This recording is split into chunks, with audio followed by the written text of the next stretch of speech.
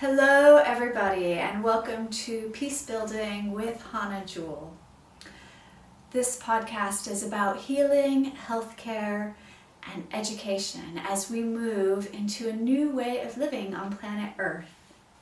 I work in these industries myself with a range of modalities including energy therapies, movement and somatics, nutrition, and indigenous pathways.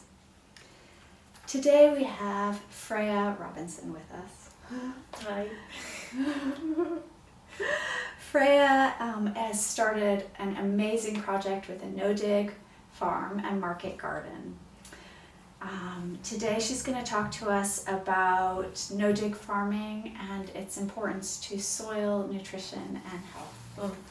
It's so nice to have you here, Freya. It's very nice to be here. Thank you for having me. So, Freya, when did you begin farming? I started farming when I was 21, which was 8 years ago. Wow, and what led you into that? I had absolutely no connection to farming whatsoever. I actually hated food. I didn't like food. I really liked supermarket, packet. I didn't eat any fruit. I wouldn't touch anything that wasn't uniform, and So kind of your... no connection. And I didn't really know what I wanted to do with my life. I was quite I sort of liked everything at school and just never really found a direction. I never felt really connected to anything in our current education system. And then I ended up being quite depressed, but when I was 20, 21, a friend of mine got a job as a gardener, and I started, he was a really good friend, we were hanging out loads and used to start talking about how amazing it was watching plants grow and soil and worms, and I was just suddenly realised I had no connection to this world, and then perhaps I almost felt a fear from the idea of working in that, and I thought that's probably a really good place to start challenging myself. So I looked for a job as a gardener and found a job on a farm just by chance and went for it, thinking there's no way I'll get it, and for some reason I got it, and after about 2 weeks I thought this is where I'm meant to be.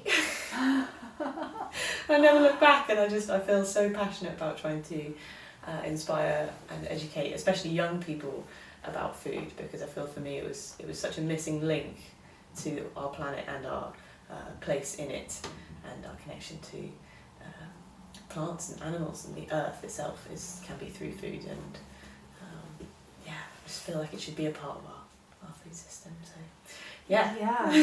From sort of your typical English diet of fish and chips and pizza and meal deals. Or just lots of processed packet, takeaway, things in a supermarket. Yeah. Everything's in a plastic packet and almost everything been processed in some way. And then you got your hands in the soil and everything changed. It was just incredible. That first year I saw a broccoli in flower, and I had never realised my entire life that I was eating a head of flower buds when I was eating broccoli.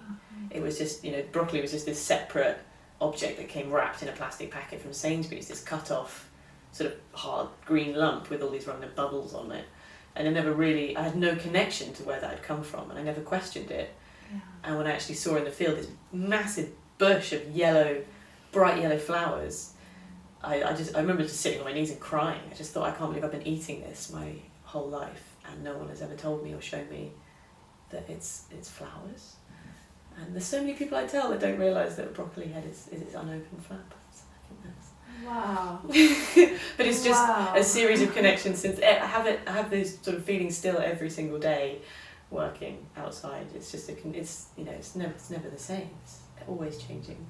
Wow, I didn't realise this either. Really? I thought broccoli was like a cabbage or a beet or something, just the vegetable that grew on the stalk. It's in the same family as a cabbage, so they've all been bred from brassica, sea kale, type of sea kale. That's why they're all very similar. Brussels sprouts, kale, broccoli, cabbages, and then all the sort of spicy salads and things. But they've all kind of But yeah, so it's very, very similar in flavour and everything. And if you left a cabbage to flower, it would have a very similar flower head, but much smaller. So the broccoli's been bred to have this very big, tender, lovely head. But all the brassicas would still make these sprouts. That's why you get purple sprouting. Is a more sort of an heirloom variety that hasn't been bred to have this giant one uniform head. If that makes sense. Yeah, it's beautiful. I would love to see a field of broccoli in full Yeah, flower. you have to come to the farm. We've Yeah. got some in flower. They're I would beautiful. really love to. Giant, huge yellow bushes. Oh. Yeah. So you've had this vision for starting your own farm for quite a few years, and I would love to know sort of the different things that brought you to the place of having that vision. Okay. I guess it started with working on this organic farm, which is where the first farm I worked on in Sussex. And it was just this continual learning path of learning about organics and what that meant, and sort of changing my whole idea about how what farming really is. Because I think farming for most people is, you think of a tractor and you think of big fields of corn, or that's basically it for me. Oilseed rape, big fields of yellow flowers. But sort of learning how all these other methods have been sort of pushed by the wayside, but needed to be brought back in. So as I've learned over the years about all of these old, permaculture, I guess it's new methods, but it's utilising old traditional knowledge in sort of new ways. But being able to bring in permaculture as well as organics and biodynamics, and just using hands rather than tractors, the people power rather than tractor power. But I guess, and then there's so many parts to it, but also the nutritional aspect of it, how even organic farms can be not necessarily that healthy in the soil and in what they grow. So I just got to a point where I just really felt I needed to help demonstrate this new way that it's not a new way, it's an old way of growing food. It's a much more simple way. It's just in our very sort of quite capitalist economic system, it's less viable. But I want to help pave the new way of how that can be viable. Hopefully non-capitalist system, we'll see.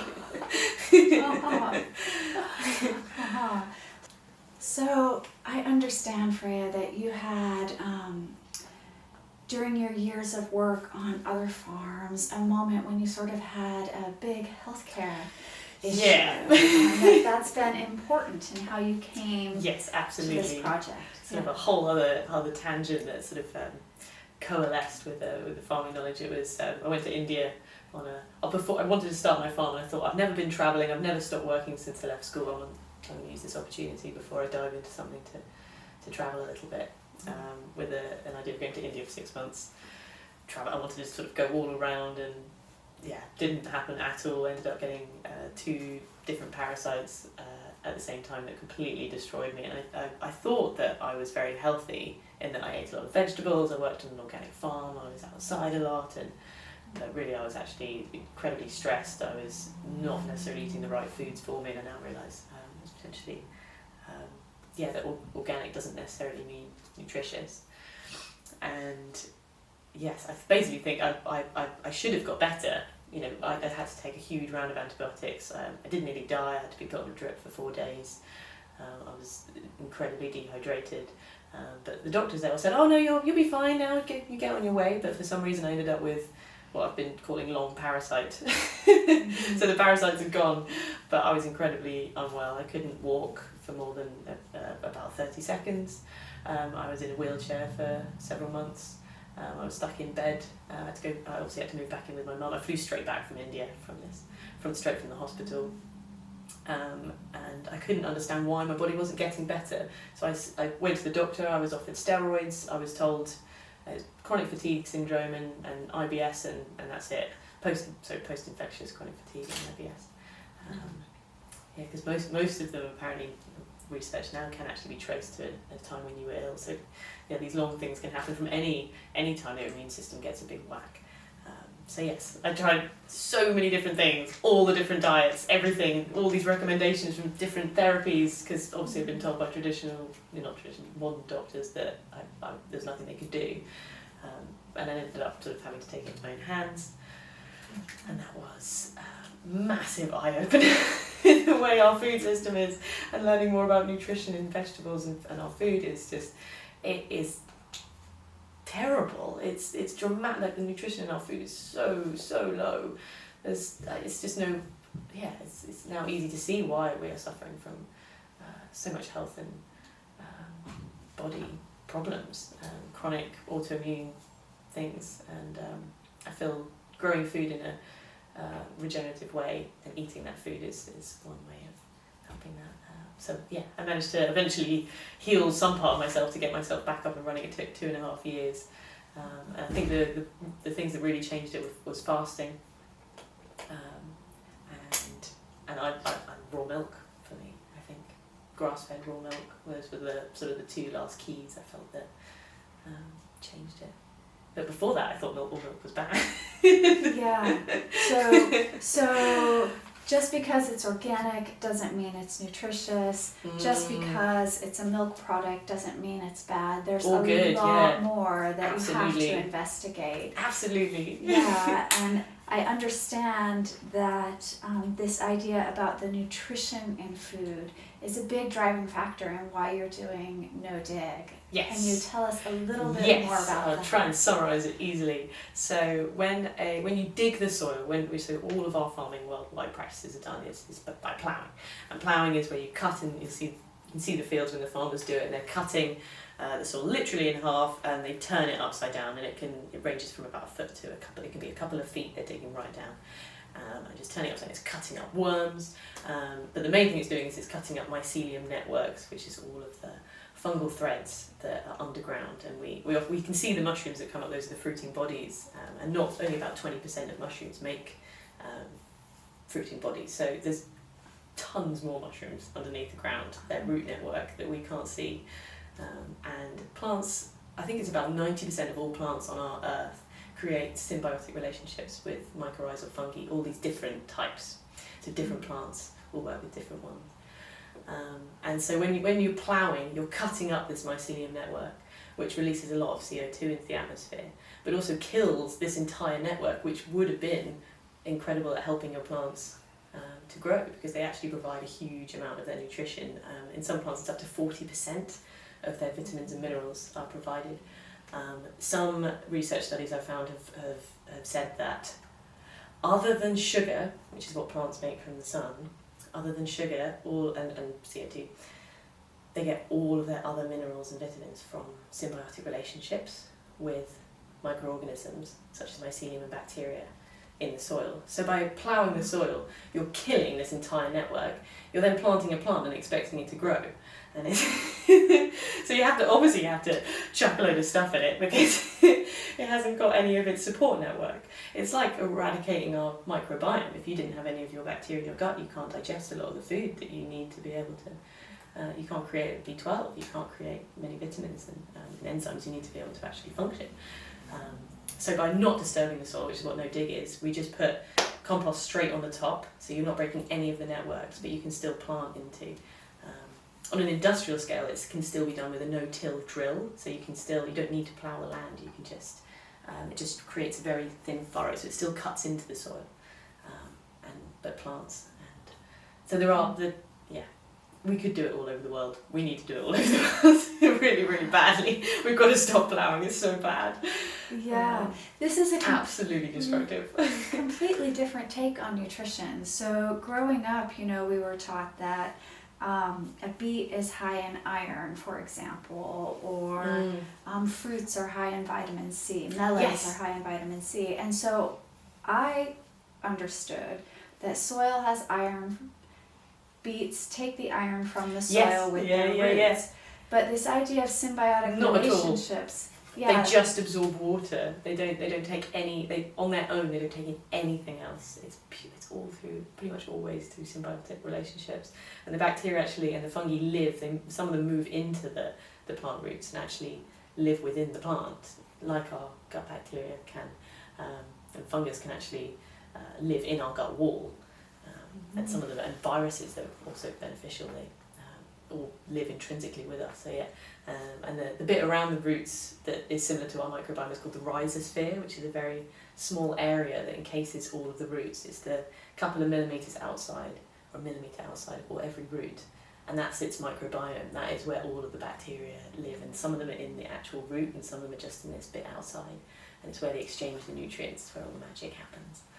And it should be just a full, thriving ecosystem of all of these different guys eating each other, eating bits from the plants, they're all working together, there's no waste, it's a sort of like closed loop plant system. But as soon as you lose all of that network, the plant is suffering, struggling, and gets sick, prone to pests. Suddenly we need lots of pesticides and insecticides, all these plants are sick essentially. Because actually they don't have any nutrients moving into them. They're Absolutely. trying to grow all alone. And we're feeding them NPK, nitrogen, potassium, phosphorus, the things that we're told of what plants need. But it's interesting, it's actually something amazing soil scientist Dr. Elaine Ingham quotes, one of my favourite quotes, is that there's no soil on the entire earth that lacks the nutrients to grow plants. They are all nutritious. We think that they're depleted of nutrients. It's actually not at all, they're just depleted of the microorganisms. So by giving the microorganisms, by hosting the microorganisms in whatever soil, giving them water and air, you can basically re-enliven any soil. We can regreen the entire earth. We can regreen deserts. It's a complete farce that these areas are. They are degraded because of the microbes, not because of the lack of nutrients. There's nutrients everywhere. I think that was something that really blew my mind. Yeah, I thought we had to feed plants, but it's not true. You just have to feed them microbes. This is so And give food for the eye-opening. microbes. So you're feeding, it's like our guts. We're feeding our gut bacteria. We're not feeding us as much. It's more about feeding the life that feeds us. So this is not only eye-opening but heart-opening, because what I'm coming to understand from you is that this process of no dig is actually about a deep reciprocity. Absolutely, giving thanks to them, and you're feeding, you're giving to the life of the soil, and you're getting back. It's like this constant reciprocity of love. Really, it just keeps going. It doesn't have. You never have to add. You don't even have to buy in all of these inputs and chemicals and expensive. It's just it's a circle of giving. Yeah. It just helps. It just gets better and better as the soil improves. It gives more. We can give more. We're healthier. It's this, and at the moment we're kind of still trying to change it. You've talked about this closed loop circle, this idea, and also about the care and the love that you share, not with just the plants, but with the soil itself and the humans and with nature, and how that works in a closed loop system. And this is just such a beautiful way to interact with what nourishes us. Can you say a little bit about that? I don't really like the word system, but I guess the concept is that the idea that aside of if we sort of take away our entire modern industrial world and just look at the earth, the wild earth, that there is no waste. There's never need for input. A forest is beautiful and lush and green. Things grow, plants are happy, everyone's happy and healthy. There's no massive landfill pile building up or someone pouring fertilizer. It's the idea that there is no waste created in a system where everything is utilised. Like in a healthy soil, everything, there's food for everyone. And one person's waste is another, one microbe's waste is another microbe's tasty dinner. So we need to do the same thing, because we're completely destroying the earth. We're building up massive amounts of piles of plastic and inputs, and most farms rely on buying in a lot of stuff. I think that's the point I'm trying to make. They're relying on buying in absolutely tons of chemicals, fertilizers, pesticides. They have to buy in their fuel to run their tractors, and they're selling the food, but they still have to continue buying. It's this, and then they're creating waste in that stream that isn't, that it's just going to landfill or anything. But the idea of being able to use all your waste, you're feeding everything and then I'm kind of getting a bit lost in it, but So the closed loop system is about nourishing and feeding that which is feeding us, and so that there's no waste at all. And so what would be waste actually becomes nourishment. Yes. And Yes. then that food that we eat, what we're creating is not actually waste, but nourishment. And so this is a closed loop system in one way. Yeah, absolutely, we could be. Yeah. We can work out with a different way of dealing with our sewage, but I'm not sure if I have the answer to that. Well, it's definitely wasted or being pumped into the sea, mostly. Mostly, yeah. No, we can definitely start to think about how we deal with our sewage and about scale. So one of the things that really interests me is how do we come into a connection with our food and our nutrition if we're living in an apartment block in a city? Because ideally you might have everybody connected to the land, hands in the earth, but the reality Not is possible right now. exactly, a lot of people are still going to need to be living in apartment blocks. And so how would you like to speak to that, Freya? I think the best thing is always meeting people. So even if people are living in an apartment block, if there is any way they can do one day a month that they can get out and find a local farm that's near to them, accessible by bus or car or cycling or walking, or a community garden. Obviously in Brighton there's loads of community gardens, small little plots. They're only pretty small but still productive and have amazing groups. And I think meeting like-minded people around it is just, and actually getting your hands in soil. I feel like that's probably the first step to going and trying it out. Like happened for you. You get that experience. Absolutely. And you feel the vibration of that. And then that can change the way you think and your approach. I think meeting, because we don't often meet people on a day-to-day in the city who are involved in growing food. It's not really a done thing. There's not many allotments as it is, let alone in around apartment blocks and cities and urban areas. So by trying to seek those out is probably a good place to start, or creating one. Obviously having plants at home is amazing. There's no space too small. Every windowsill can be utilised and have a little pot of something growing. I think just planting a seed and just giving it a go is always a great way to start. So the satisfaction of seeing the little leaves come out of a little seed that you put the intention in and given the care to, and you've created its conditions to grow is one of the most amazing things.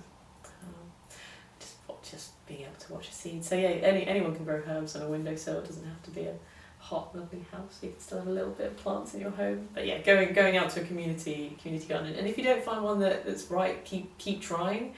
And wait until just meeting people that are involved in food growing, I think is a great way. It's a great way to start.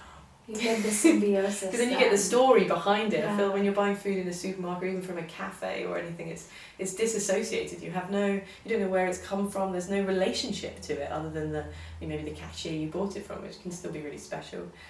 But actually speaking with and seeing or handing yourself the food and then eating it, that connection I feel is the part that's needed. Well, I really want to get involved in schools. I feel every school should have a little veg patch out the back, even if it's just got a couple of meters, just anything where kids are actually experiencing food coming out of the soil, seeing how the roots, actually getting a go at playing with it, because often it's just so disconnected. So this connection is kind of the first step in our transition. Absolutely. It's getting hands in the soil and eating and trying things. Foraging is probably a really good place to start as well. There's loads of things exploding now with people doing foraging walks, especially on sort of urban outskirts, on little nature reserve-y bits. I know that I've done a seaweed forage recently in Brighton. That was very interesting. I've been looking at the seaweed and thinking, oh my gosh, I need to learn which ones I can eat and Take you out. I would so love that. Thank you. So I had no idea. I've been learning about I think seaweed, or some of them are whole foods. I've been learning how a whole food is a type of food that has all of the different amino acids that our bodies need. So there's a food that you can in theory live off. I think eggs, healthy eggs is one thing. Raw milk is another. And seaweed. I found out recently I think seaweed is one of them. And I just think it's because we have such a need for high levels of omega fats, which are only really found in fish and seaweed. I have a theory that I think we used to eat a lot of seaweed, and we have iodine. Why else would we need? There is iodine in land plants, but much less. I think that we actually should have a lot more seaweed in our diets, and it's incredible. I found out recently this accounts for about 90% of the Earth's oxygen is not from land forest. It's from seaweed. It's from seaweed. I thought that's incredible. And kelp can grow. It's like a meter in a day or something. It's even faster than bamboo. And yeah, seaweed farming. After I've done this farm, I'm going to go to seaweed farming. I really want to start a seaweed farm. Inspire others to look up seaweed. It's incredible, absolutely incredible. And obviously all of the wildlife homes it provides, and fish, and getting all of our shoals back, and corals, and And Britain has actually got the most diverse seaweed species, I think, in the entire planet. We are... Right, so this idea of symbiosis is expansive. And then we have human, animal, water, mycelium, everything working together. It's a big web, it's a network. I think often I feel through my education and my experiences, the way that we in our culture think of things is very linear. It's like, this means this, if I eat this I'll be healthy, and this, and you know, but it's not. It's this, as you just said, it's this whole network. And I think that's one part of all of this is we need to change our mindsets of not just looking for this linear answer to things, but actually asking the webbed questions outwards, and looking at the holistic approach rather than this quite narrow-minded, prescribed linear way of doing things. Yeah. Got to hit all of the new ways, meat, vegetables, foraging, the way we look after our land. There's so many avenues you can go down with all the different. Food and food sovereignty is sort of at the heart of this huge network of everything. So let's talk about food sovereignty then. Tell me, what is food sovereignty to you, and why is it so important? So I think I'm still definitely not totally set on one thing yet, but I guess my first feelings are that it's around the idea that it's a right that we should all have access to healthy, local, affordable food. The terms of what healthy is and what affordable is obviously changing consistently, but I feel, that I read recently that food is described as an economic resource on Wikipedia, and I just feel that is just wrong on so many levels. It's almost like you can imagine eventually having to pay for the air we breathe, or we already pay for the water we drink. Why not go a step further and just be paying to be alive? I just feel that there's food all around us. There's so much wild food. We have a whole thing of there's so many animals in this country we could be eating as part of that as well. It's like there's just food everywhere, but it's been narrowed down into this very sort of industrial processed way that we're all bought into and often have to be a part of, because our lives are so stressful, rent's so high, and all these other things. We have to go for what's easiest, and there's nothing to blame, but there's just so many more options that if we can just start to make little changes in asking questions about where our food comes from, who grew it. I feel food sovereignty is about having that everyone having a connection to their food. It is the only thing that we all need every day, other than air and water and love. It's something that should be a part of every single person's life. Every apartment block should have have allotments. I feel there shouldn't be spaces where people don't have access. People should all have access to space to grow food, or either with others, or that. I think that to me is food sovereignty. Being able to grow your own, or be a part in your local food network easily, without it being like just for privileged or those that have time or are retired. It should be just a part of our lives. It's providing for our communities and families, and not having this massive disconnection where we're importing. For our fish, before Brexit, we were exporting 90% of our fish and importing 90%. And it's like, what is going on? Why? Why have we created this loop? Absolutely, this completely broken, energy intensive, with no idea of where our food's actually coming from. We just buy it out of the packet. So yeah, we've been living off of food that is an economic resource, therefore food that can be turned into profit. So part of that, what I'm hearing from you, is reclaiming that. Food sovereignty is reclaiming that food is a right, not an economic resource. Yes, absolutely. And that we can do that through connection and accessibility and a little bit of responsibility. Yes. I feel just inspiring people to ask questions, because as soon as you don't have to change anything about your life other than when you're buying things in a supermarket, think, where does this actually come from? Like, look at where it came from, look at does it have a date on it, or what was the company, and who does it have? Was it a person? And I think just the beginning of having that awareness around thinking around food is really just that's all you really need. Because as soon as you start asking questions rather than just accepting, that's what it is, and not thinking about it at all. Inspiration and awareness are truly just beaming through you. It's so beautiful to watch. Tell us a little bit about your farm. What's it called? Where is it? How did you start it? Yeah, I'd love to. It's called Old Tree Market Garden, and it's called that because my lovely dear partner Tom runs his company Old Tree Brewery. They've been running for about 7 years. And he started from an inspiration of being, again, quite disconnected from the world, getting really involved in climate activism and protests for quite a long time, several years, and ended up foraging through that because he was often travelling and started learning about how there's so much food around and it's not being utilised. So he ended up starting this business of fermenting these, or sort of creating these old wild seasonal drinks that are things like shrub, like is an old cordial style drink that we used to make with vinegar to preserve the summer fruity shrubs for winter, and so it's like an old recipe of a drinking cordial. So he's reviving all of these old methods of eating, really, and eating our landscapes. And I've obviously been very inspired by him. He's also now started another business, Old Tree Soil, focusing on composting, and I wanted to start my farm obviously regardless, and then we suddenly realised that they could actually all work really intrinsically together, like all of these microbes in the soil, in that we can all benefit each other. The sum of the three parts is greater than the individuals, because we work better together than isolated. So I'm using Tom's compost from his composting business.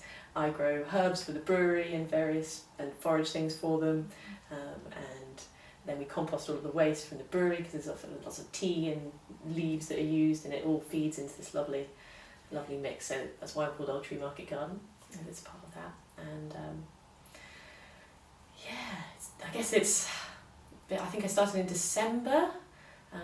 After I spent about a year and a half thinking I was going to have to buy land and thinking, how am I going to do this? It's so inaccessible. I don't own anything. I don't have any money. And eventually managed to be convinced that it was okay to rent land or exchange and try and find land that's already owned, because pretty much all of our land is owned, so we don't really have many places to start. So I just put word out. I just decided I already had I was going to do this farm, and it was what my criteria were, what were my essentials and what were my desirables, and just sort of put I really believe in intention. I think it works on some level. Just really believed that land would be out there, and started hunting. I mentioned it to a few people, and word of mouth spread in a ripply network effect, and I ended up with a huge amount. I couldn't believe how many people are in Sussex that have land, that want something beautiful done with it, but don't have the time or the knowledge or the skills or the money, and were very willing and open to ideas. But there was one person I spoke to, it was all in Sussex, one person I spoke to who said he'd had 100 people through in the last year and no one knew what they were doing, because we're not taught this at school. There's not really any universities or higher level education that really covers this. You can go and study quite industrial agriculture, but you can't go and do a university. Well, I think they are just starting now, actually, in the last couple of years, but 10 years ago, 5 years ago, you couldn't do a degree in permaculture or regenerative farming. You can do alternatives, but there wasn't a standard of accessible education to everyone, especially not in school. So there's all this land available, and we just need to teach more people how to use it. But eventually, I just happened to find happened to find this, as soon as I walked on this land, this wonderful family, the Max Farm family. They've been running their farm it's been in the family for 3 generations, an organic chicken egg farm, and they've got campers and an industrial kitchen on site and a big party barn, and it's just an absolutely wonderful site. And I love the idea that I can, on this site, I'll be able to integrate the community and educational aspect that I really want to include in this project, because I saw lots of fields where they were isolated. This is often where farms are, out in the country, very disconnected. You can't get there by bus, or you have to drive. Often not much parking, or difficult tracks. Whereas this I love is because they have 500 people through every week, members of the public. They've got a shop on site, so it's a massive car park, which is great. Bus stop, train station, everyone can come visit from Brighton easily. And as I get more set up, I want to hold lots of workshops, lots of talks, lots of things like this. Just anything to get people to think about their food, really. It sounds like you've planted yourself in a little mycelium network. Yeah, absolutely. The farm is great for that. It's they're really, really interested in that, and they've probably got about 20 different businesses running it. There's tree surgeons on site who run, and then we get the wood chip, so we use the wood chip around the site. And there's a beekeeper, so we've got all the hives over the farm, and then we work with his honey as well. There's a flower grower, there's a vegetable grower, obviously. All the chickens and the eggs. There's a tent company, so they put up all the tents for the campers that come and stay on the farm, and it all just works in this lovely exchange basis of wonderfulness. That's so... all supporting each other. If you ever need anything, there's always someone with the right tool. It's so inspiring. It allows one person with a vision to really take that forward. We all need support, don't we? We need some more people with land that want to open it up and be willing to cooperate and people willing to symbiosis. Go on that land and give it a try and teach themselves. The amount that you have taught yourself is just incredible, Freya. I am always inspired by your willingness to learn what you don't know and to seek out and to try. You never stop learning. I think that's one of the main things is that I've learned recently, is that everything that you learn is just opening. Every door that you open, you find another 10. I remember when I first learned 100 botanical Latin plant names, and I thought, right, I've done. I've learned all the trees and all the plants that I need to know. And as soon as I learned those 100, I just realised how many more thousands and thousands that I didn't know. Once I learned how to identify an oak, I realised there's tens of different types of oaks, whereas before I just thought there was just oak. I think that's the same with everything. I think we've got to learn to realise we know nothing, really. We're just scratching the surface. Literally. This intricate web of life. Yeah. We will have new sources of knowledge opening to us the more that we connect to land, as you've demonstrated. So how does a person do no-dig gardening? Like, what's the process? Yeah, it's super, super simple. Literally, stop digging. If you've got a field or pasture or a weedy area, I would dig out anything. Well, you don't really have to dig out, you could just layer more, but if it was like a thick bramble, I would probably dig it out a little bit. There's a little bit of digging. And after that, so if you just got grass or just sort of standard annual wheat or plantain kind of things, absolutely fine. What I do is put cardboard on top. The cardboard can be any kind of cardboard. The thicker the better, but not too thick. You can do 2 layers. More than sort of 3, it doesn't work as well, so you just want a thin layer of cardboard. The only cardboard you can't use is the one that when you try and rip it, it has a plastic film on it. All other cardboard's great, even printed coloured cardboard. They're all made with vegetable inks now, they're not printed with anything nasty. And cardboard in itself is basically just mostly carbon. It's also made with some glues, some inorganic glues, but worms absolutely love them because they're essentially mostly protein. So when you put this layer of cardboard, on top of the grass, and then you put compost straight on top of that when you first start, ideally to about 6 inches. This is how you can just do it in an allotment or in your garden. It's super simple. You don't need to do anything else other than carbon and soil. You can make it more aesthetically pleasing if you wanted and put borders around it, but I personally, it's just a home for slugs, so I like just to leave mine. Once you put on the 6 inches, it does actually decrease quite a lot over time the compost sort of integrates into the soil as the worms come up through. So it ends up kind of being at the same level as soil anyway. But you just never had to pull out any of the weeds. Well, don't really want to say weeds. Native plants.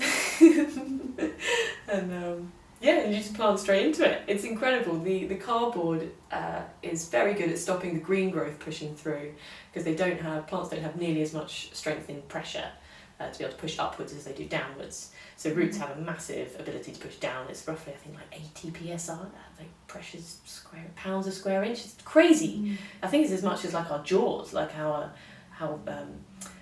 so when we think the soils are compacted, plants are pretty good. So yeah, really compacted soils they would struggle with it. They're very strong. But anyway, the cardboard, so it stops plants coming up so much, but the roots from the plants that you plant in the top compost can still penetrate through the cardboard. So that's a theory. And then they sort of mulch, all the plants underneath the cardboard are starved of light, and they kind of just slowly mulch and compost underneath. So nothing is harmed or hurt, no one's killed. You've actually just fed the microbes underneath the ground and the worms. You haven't harmed any of them. You just give them a big load of food on the top of the cardboard and all the compost. So, and then also that's how you start off, and you plant into that. And ongoing, I'd say maybe once a year you would add a topping of compost, but you don't need very much. It's only a small amount. And you can use other things. Lots of people use other mulches like wood chips or straw or leaves. I personally don't like any of them, because I think in our very humidy, wet, damp climate that slugs love all of these undecomposed mulches. So my best recommendation is always using compost, because it's already been decomposed enough that the slugs aren't as interested, because it's already been processed by microbes. Yeah, that's basically it. It's super easy. When I describe it to people, everyone's like, "What? I don't need to do anything. Just cardboard and soil." Like, yep. And do you water it? Yeah, absolutely. So moisture is always a massive thing. But you'd have to water any garden that you'd have, really.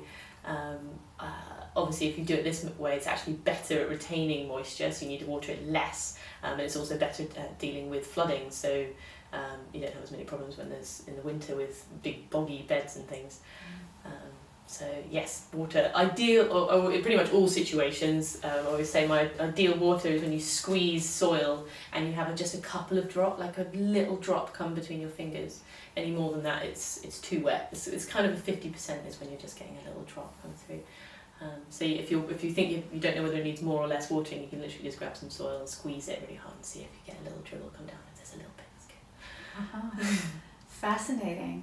So Freya, I would love to pick up on that slip of I don't want to say weed, because I understand that language and how we talk about plants is actually really important to how they grow. Absolutely massive, yeah.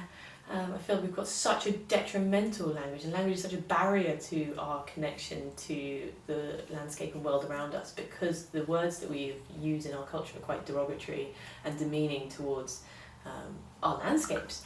So I found out recently, I'll have to double check the name, I think it's Rebecca Carson, but I'll find out later, leave it a thing, who did this amazing documentary as part of this conference earlier this year that really inspired me. It was all about the language we use in our culture, of how, and she describes how every plant and animal in our country, in the UK, can be described as a pest, a game, or as a weed, which are all things that, pests and weeds are things that are things we want to eradicate that we don't want to have, and a game is, deer and foxes, things that we want to hunt for fun. So this is our language that all of our landscape can be put into, is these very as if we're sort of on a pedestal above these lesser beings. Over pest, game and weed. And I think the more that we use this language, the more that we all view these things as this stereotyped meaning that we've given to these words.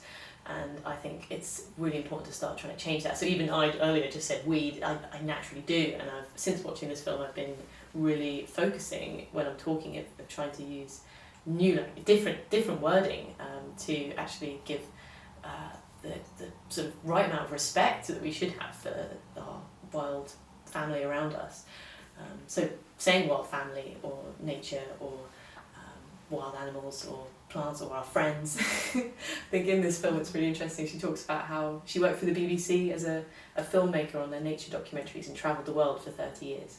And she asked, in every culture they went to, she said, what is your word for nature?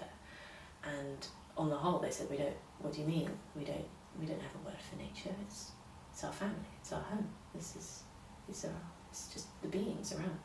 There wasn't this disassociation. There was no separation from it, and there was also no derogatory, nasty terms. They weren't putting down any of the. There was like, you should be treating it all as your mum. Like, it's your family. Like, it's caring for you. It's looking after you. You are it, and it is you. And I feel that's a really important first step. So even just being aware when you're talking and trying to change the words, thinking about what does that actually mean, like the word weed.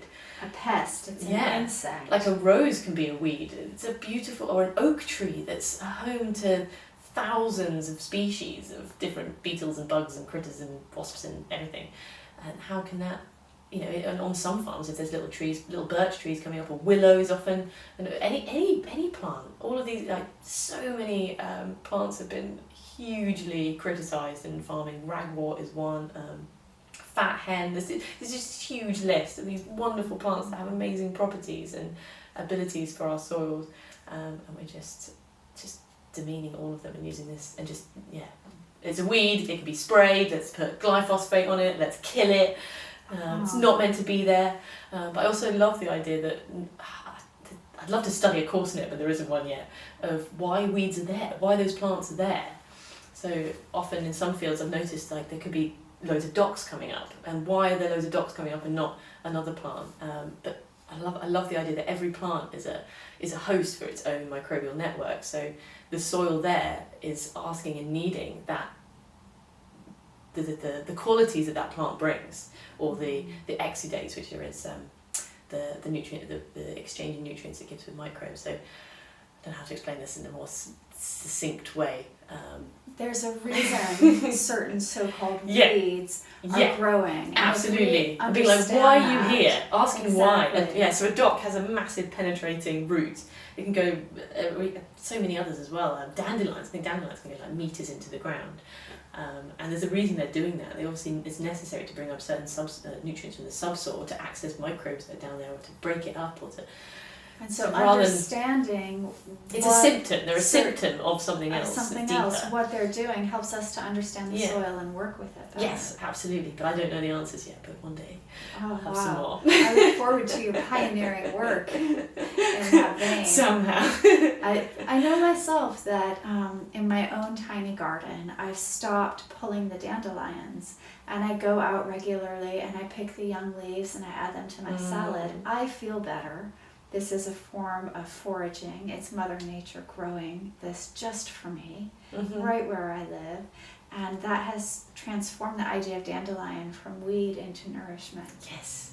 I feel as soon as I've learned, same as what you've had with the dandelion, as soon as you learn as soon as you sort of create a relationship with the plant, you learn a bit about it, what it likes, or what its medicinal uses might be, or how it works in the soil. As soon as you create that, it sort of unblocks this barrier I think people put up to when they don't understand something or know something. It's easier to just sort of ignore it, or sort of be like, I don't know, it's a weed, spray it, get rid of it. But as soon as you have like, but it's beautiful, it's a friend, and it's got a story, and he's here for a reason, and he provides this beautiful nutrition for me, and suddenly it completely changes. I even had it recently randomly with earwigs. I always hated earwigs because I had them used to pinch me, and they're scary, and I always just kind of thought they were a bit gross, and mini scorpions. And then just learn about how, inspired by Dave Goulson's book in The Garden Jungle, absolutely beautiful book, but there's a whole chapter on earwigs, and it completely changed it. I now see them and I pick them up and just think they're beautiful little creatures. And just, it's amazing how the story that we tell ourselves around the object, how dramatically that can change our emotion and perception of the thing and our experience of it, rather than thinking it's something nasty and horrible, to something beautiful and to be loved. And part of the circle. It's the same with food and the soil and all Yeah. Well, this is so inspiring, Freya. I'm going to have to review my own relationship with earwigs and potato bugs. Yep. They're all telling us something. I would like to come back to this relationship between soil and health and nutrition. I understand that you're involved with a project on measuring nutrition. And this is something that I previously had no concept of before talking to you, that just because it's organic doesn't mean it's nutritious. Absolutely. How can we choose what to feed ourselves? Totally. So it's so interesting. I think been little bits of interesting journey along the way, but I guess the main thing that changed my mind was a book called From Dirt to Soil by Gabe. He's an American ranch farmer on thousands of acres, and just absolutely inspiring. There was a graph in there of nutritional data of different vegetables from different farms, from organic, from industrial, and no dig. And what was most interesting is that obviously industrial food was the lowest. Organic was a little bit better. Oh no, industrial and organic were actually similar, that was it. They were quite similar. This was an average across lots of different farms. No dig was superior to all by quite far. But they didn't have to be no dig or organic. No dig industrial farms were still, so no dig farms that were still using some chemicals, maybe not as many, much less, still had higher nutrition in their vegetables than the organic tilled farms. Does that make sense? Yes. So yeah, no dig, non-organic was more nutritious than ploughed organic, which I thought, I didn't believe before. I just thought all organic is better, must be better because it hasn't been sprayed with chemicals. But what he actually talks about in this book is that when the soil microbiology full network is healthy and alive and thriving, that when you spray a few chemicals, it is the life is actually able to deal with it and transform it, change those chemical bonds, actually use it. Whereas most of the time in industrial farming, because it's been ploughed and then sprayed, there's no microbes to deal with it, there's no life, so it often just passes straight through the water table, leaches off, runs off, goes into our waterways. So plants might get a little bit, but most of it's just and it can be traced into the plants as well. But in a lot of no-dig farms that are still industrial and non-organic that are using chemicals, you can't actually detect. It's amazing, you can't detect the chemicals in the vegetables because the life has actually been able to process. For example, mushrooms are absolutely amazing at taking heavy metals out of soil in our bodies. So if you've got a healthy web of mycelium in the soil, they're actually able to, I don't know what the word is, to change these compounds into other things that aren't toxic and dangerous to us or to soil life. Wow, they're actually able to process it. So incredible. This is what really, really inspired me. And then I found some studies of how our grandparents, about 50 years ago, vegetables and fruit on the whole was 10 times more nutritious than it is now. So he said earlier about how oranges are often said as you should eat an orange if you need to get your vitamin C. Sometimes you'd have to eat 10 oranges on average to get the same vitamin C content as someone did 50 years ago. So we're just not getting anywhere near the same amount of nutrition. And so there isn't, as you said, there isn't a way yet that we're measuring this. There is a way in America, it's kind of just started, it's the Bionutrient Food Association, which is what I think Gabe and a few others are partnering in being able to measure this nutrient content. It's still all very, very new, and even our Western scientists still don't really know, so it's a little bit of a shot in the dark, but it's really, really interesting. Basically, we use a Brix meter. So I should say I'm taking part in a study in the UK for growing real food for nutrition, Griffin for short. I love it. RAN, just associated with food. And it's all, basically I'm taking part in a study, quite a landmark study across the whole of the UK. I think there's several hundred farms that are involved, and they're all different farms. There's no dig, there's organic, regenerative, small scale, big scale, tractors, compost, everything different.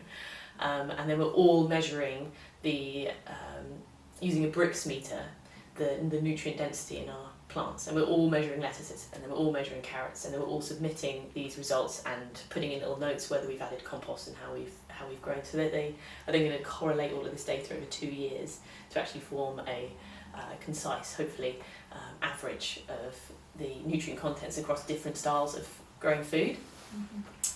And it's so interesting. I'll try and explain quickly that we use this Brix meter, which essentially all you have to do is you squeeze a little bit of the plant. So say it's a carrot, you put a little bit of a carrot in a crusher, and you squeeze out a little bit of its sap or its juice, the liquid that comes out, and it drops onto this refracting light device on the end of this Brix meter, this little tube, and you hold it up to the light. And the sap is covering this, that you've squeezed out, is covering this prism. And somehow the way that the light from the sun reflects through the sap, through this prism, reflects onto a dial a reading from 0 up to, I think it's 20 or 25. And depending on the sugar content of the sap, which is the solids in the sap, otherwise it's just water, mostly trace minerals, the sugar content determines the level of the Brix reading. And in theory, although so this isn't measuring the nutrient density as such, it's measuring the photosynthesizing rate of the plant, so how much sugar is in it. If the plant is photosynthesizing at its maximum rate, if in theory all plants should be able to photosynthesize at a really high rate because they all have the same access to our sun. But they don't, they all vary massively depending on the soil and their location and what microbiology they have access to. So often on farms, people will measure the Brix reading of their weeds, or the plants that they don't want to have on their farm. This is often industrial farms, and the Brix readings are very high, meaning that these plants are out competing. They're photosynthesizing way faster and happier, just happier plants than their vegetables, which they then Brix read, and they're much lower. So the soil is actually geared for these these kinds of plants. So in theory, we're farming for weeds because the weeds, the plants that grow in a ploughed soil are weeds that are they're plants that are suited to that. They're the ones that don't need massive mycelium networks. You know, nettles. They all these sort of quick growing, annoying weeds for farmers, which are often the ones that are sprayed and demonized, are just the ones that are actually just trying to cover up their soil and cover it up so it can regenerate itself. Yeah, exactly. So that these networks can build again. Exactly. So we're disturbing the soil, trying to grow these plants that would way rather grow in undisturbed soil, and then we're getting all these other plants growing that love that condition, and we're going, why? They're growing. It just makes complete sense Exactly. if we stop digging and left the microbial network. So it's really interesting in this study that hopefully we're going to find that the vegetables eventually are going to be reading. So mine thankfully are on a bit of a par at the moment. Most farms it has it the opposite way around, so that the weeds are way higher and the crops lower. Mine thankfully are a nice middle ground, and I'm hoping that over time, as we keep composting, adding our compost teas, and as we improve the soil health, that it'll go the other way, that the plants we're trying to grow will be photosynthesizing at a super high rate, and which means that they'll be super nutritious because it means they have access to all of the nutrients they need to be able to grow. Right, at so their that best rate. Does that make sense? It makes total sense. So the support system between the vegetables and the wild plants or native plants are in harmony together. They can be, absolutely. And the native and wild plants, which are sometimes called weeds, have done their job. The soil is covered, it's protected, so they don't need to proliferate. Absolutely. I can try and explain quickly how I've been learning with Tom, studying with Elaningham, Dr. Elaningham. I've sort of been listening in over his shoulder about how all soils have different. One of the main things is the ratio of fungi to bacteria. So old forests have a massive fungi. They're about 400 to 1 fungi to bacteria ratio. When you put soil under a microscope, you should have loads of fungal spores, absolutely loads of mycelium threads, and not much bacteria. That is their ideal. Like the longer live the longer live the plant. So trees and long living shrubs use way more mycelium than shorter lived annuals, which prefer a bacterially dominant soil. So a pasture that's just grass is the opposite way around. It's about 400 or even 1,000 bacteria to 1 fungi. So by changing our soils, we can change what we want to grow. So if you want to grow trees and you're planting, this is often happening now because we're planting lots of trees in pasture where we want to plant new forests on these farms, and people are just putting trees into pasture. It's a completely different and wrong ratio. They need way high levels of mycelium to be able to thrive. So we're wondering why these trees are struggling in this field. The idea is that then you could feed the trees. So putting mulches of wood chip, putting composted wood chip would be ideal because that's actually this fungal food. Anyway, that's probably a way bigger subject about how to feed. But just the idea that there are these different ratios in different landscapes, and that a tree isn't going to grow well in the middle of your field unless you do something to help it.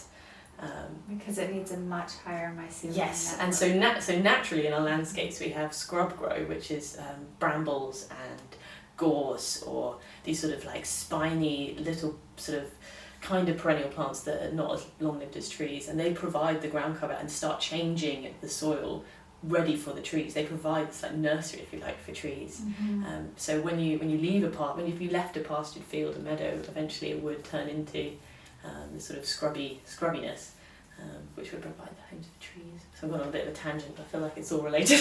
Yeah, it's something that can be explored in another podcast. Yes. And in many conversations, I'm getting the idea that the balance of no-dig, vegetable patches, woodland, forest, and shrubland can actually be in a symbiosis. Absolutely.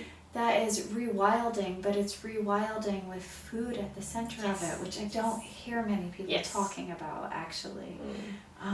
Yeah, absolutely. Making the most of all of our landscape and letting it be as wild as it wants, but also productive and being able to steer that. This just suddenly reminded me of how I only learned recently that the humans were a massive part in the Amazon, and that it's just how it was very created. giant food forests. We were burning and making compost. We were created massive layers of terra preta, the most amazing soils, but made by humans. And I think that it's really important to remember that we can create these. We can create or help to create rainforests anywhere, actually. We can live in a beautiful, thriving green world.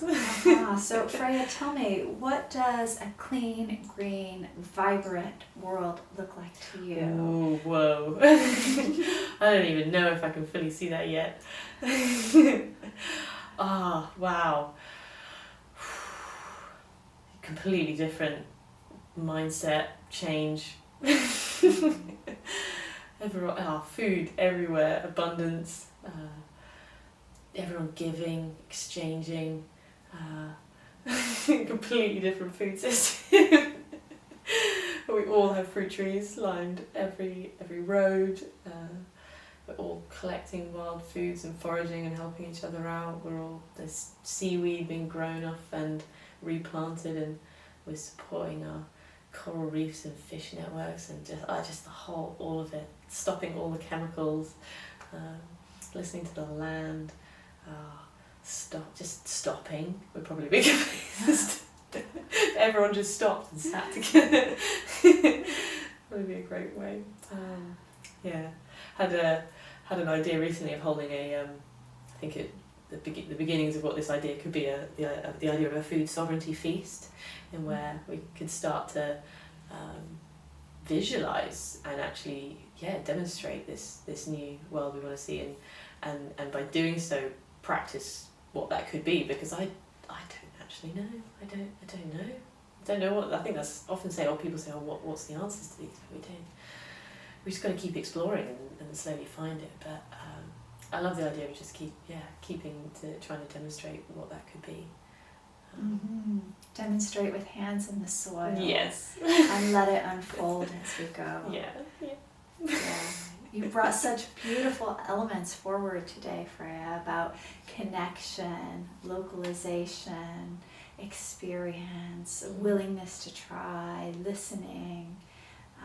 I'm so deeply inspired. I have such a big vision in my head now of trees actually communicating with mycelium, and mycelium communicating with vegetables, the other plants, and those communicating with me, and my body communicating back, and in a whole new way. I'm so thankful to you. I just suddenly picture that as well, because doing lots of this, imagining how been learning lots about terpenes, which are the smells that plants give out, essentially.